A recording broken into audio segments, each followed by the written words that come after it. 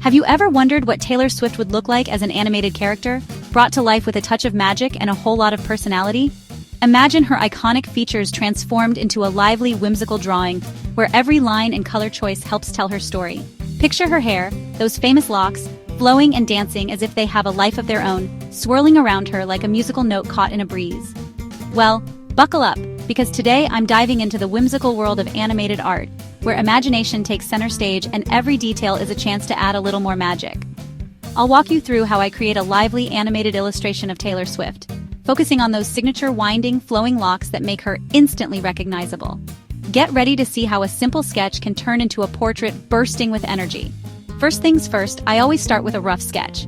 This is the foundation of the entire piece, and it's where I let my ideas run wild before committing to any details. I keep it loose. Think of it as mapping out the energy of Taylor's pose.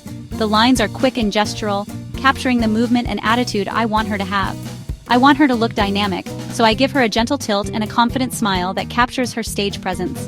It's all about making her look like she's about to break into song, full of charisma and charm. The real star, though, is the hair.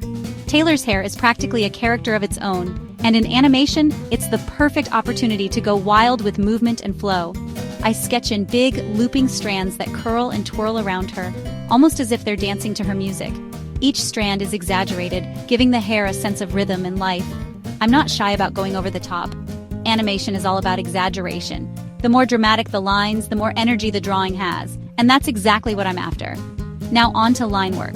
This is where the magic starts to happen. The sketch transforms into something bold and intentional, and the character really begins to take shape. I use a clean, inky brush to outline Taylor's features, but I keep my hand relaxed, especially for the hair. Letting the brush flow naturally helps the hair look soft and alive, not stiff or forced. Each strand flows into the next, almost like a ribbon in the wind. I want the viewer to feel like they could reach out and run their fingers through those animated curls. Don't worry if it looks wild. That's exactly what I want. The more expressive the lines, the more personality the drawing has. It's all about movement and rhythm. Next up, colors.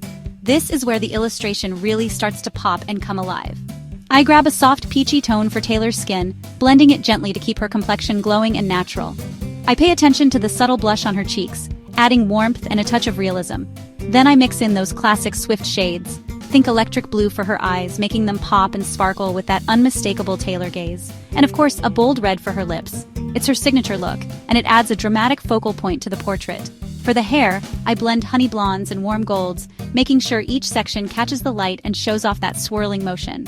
I layer the colors, adding depth and shine, so the hair almost glows against the page.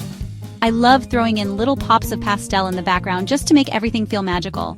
Soft pinks, blues, and purples create a dreamy atmosphere, like she's performing on a cloud. Now here's where it really comes alive, adding highlights and shadows. This step gives the drawing dimension and makes it feel three-dimensional. I imagine a stage spotlight shining down, and I use bright streaks on her hair to make it shimmer. The highlights follow the curves of the hair, emphasizing its movement and volume. Deeper shadows under the curls give it volume, making her hair look like it's really floating and twisting in the air. I use cool tones for the shadows to add contrast and drama. Don't be afraid to push the contrast. This is animation after all. The bolder the lights and darks, the more striking the final piece will be. And finally, I sprinkle in some sparkles and musical notes around her, just for that extra Taylor touch. These little details add personality and make the illustration feel playful and unique. At this stage, I zoom out and check the flow. I look at the whole piece to make sure everything feels connected and alive. Is the hair moving the way I want? Are the colors and lines working together to create that sense of motion and excitement? Does the whole piece feel energetic and fun? I want the viewer to feel the music and the movement, even in a still image. If it makes me want to sing along, I know I'm done. That's the magic of bringing a character like Taylor Swift to life on the page. So whether you're a Swiftie, an animation fan, or just love expressive art, remember, it's all about capturing motion and personality. Let your creativity lead the way, and don't be afraid to experiment with bold choices. Don't stress about perfection. Let your lines dance and your colors sing. The best art is the kind that feels alive and full of joy. From all of us here, goodbye for now. Keep drawing, keep dreaming, and let your imagination run wild.